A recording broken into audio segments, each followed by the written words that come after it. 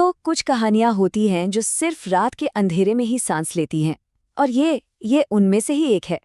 एक ऐसी जगह की कहानी जहां कहा जाता है कि मरने वाले कभी आराम नहीं करते, और जहां अनजाने को चुनौती देना सीधे सीधे मौत को दावत देने जैसा। तो सवाल बहुत सीधा है, वाकई में क्या होता है जब कोई मुर्दों को ललकारता है? चलिए इस सवाल को पकड़कर सीधे उस रात में चलते हैं।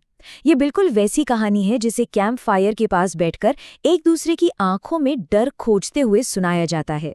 हमारी कहानी का पहला अध्याय एक बचकानी जिद से शुरू होता है, एक ऐसी चुनौती जो अंधेरे की गोद में दी गई थी। इस कहानी का मंच है पित्रेशे के कब्रिस्तान, शहर की आखिरी सीमा पर एक भूला बिसरा वीरान सा कब्रिस्तान। यहाँ की हवा में सिर्फ अफवाहें तैरती हैं कि आधी रात के बाद यहाँ भटकती हुई रूहें दिखती हैं, अजीब अनसुनी आवाजें गूंजती हैं और एक खौफनाक सफेद साया पहरा देता है। लेकिन आप तो जानते ही हैं, हर शहर में कुछ ऐसे नौजवान होते हैं जिन्हें डर में मजा आता है। हमारे किरदार हैं वेग देपाटा और जे डेम्पेसे, दो दोस्त जो इन सारी कहानियों को अंधविश्वास का धुआं मानते थे। और इसी धुएं को साफ करने के लिए उन्होंने एक बहुत ही खतरनाक फैसला किया। वो पिट्रेशे के कब्रिस्तान में पूरी रात गुजारेंगे। और बस यहीं से उनकी बहादुरी का इम्तिहान शुरू होता है और कब्रिस्तान का वो खौफनाक सन्नाटा एक सक्रिय जीते जागते आतंक में बदल जाता है। देखिए कैसे मिनट दर मिनट खौफ गहराता गया।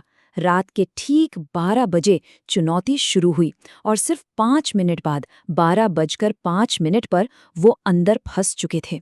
1:15 बजे वो साया दिखा और 2:30 बजे वो खुद सामने आ गई। ठीक आधी रात, जैसे ही दोनों ने कब्रिस्तान की दहलीज पार की, उनके पीछे लोहे का वो विशाल गेट एक कान फोड़ देने वाली आवाज के साथ बंद हुआ। धड़ाम! उस आवाज में एक अंतिमता थी, मतलब अब वापसी का कोई रास्ता नहीं था। वेगदे पाटा की आवाज कांप रही थी।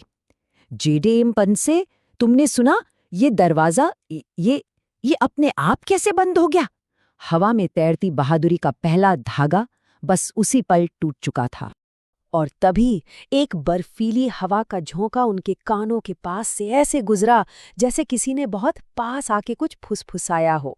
वो ठंड सीधे उनकी हड्डियों तक उतर गई। उनकी नजरें अंधेरे को टटोल ही रही थीं कि तभी दूर एक बरगद के पेड़ के नीचे उन्हें एक इंसानी साया खड़ा दिखा। वो बस खड़ा था, बिना हिले डुले, उन्हें घूरता हुआ। जेडीएमपीसी ने घबराकर टॉर्च उस पर डाली और वो पलक झपकते ही गायब हो गया, जैसे कभी वहां था ही नहीं। अब उस जगह का सन्नाटा पूरी तरह टूट चुका था।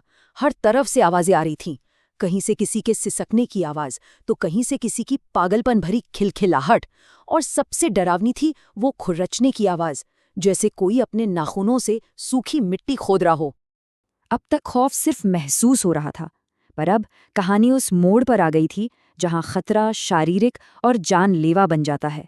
घड़ी में रात के 2:30 बज चुके थे। वो पहर जब अंधेरा सबसे गहरा और जिंदा होता है, खौफ का सबसे काला पहर। और ठीक उसी पल उनके ठीक सामने हवा में से एक सफेद आकृति उभरने लगी। उसका चेहरा धुंधला था, लेकिन उसकी आंखें अंधेरे से भी ज्यादा काली थीं, जैसे 2 गहरे कुएं हों।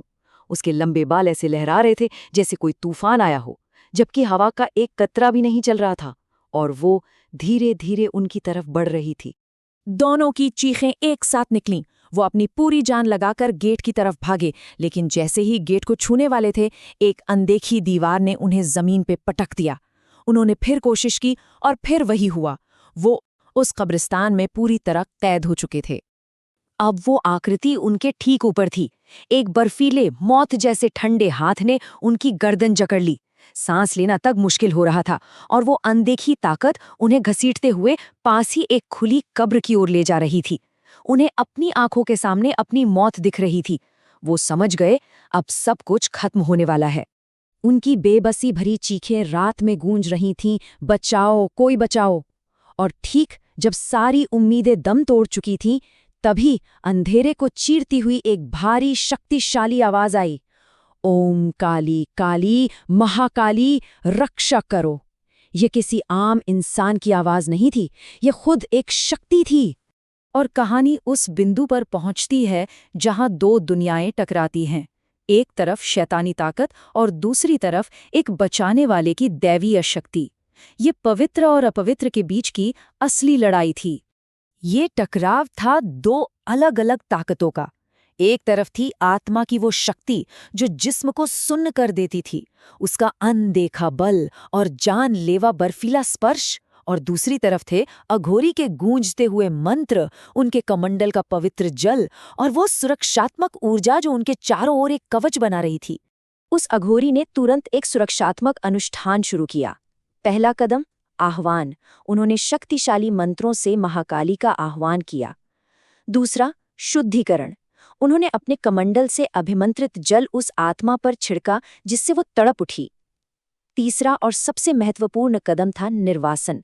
लगभग आधे घंटे तक उन्होंने इतने तीव्र तांत्रिक मंत्रों का पाठ किया जो उस दुष्ट शक्ति को वहां से भगाने के लिए थे। और आखिरी में सुरक्षा।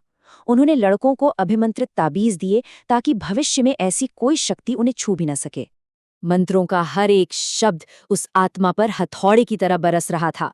वो एक ऐसी दर्दनाक आवाज में चीखी जो इंसानी कानों के लिए बनी ही नहीं थी। उसका सफेद शरीर धुएं की तरह छटपटाने लगा और देखते ही देखते हवा में विलीन हो गया।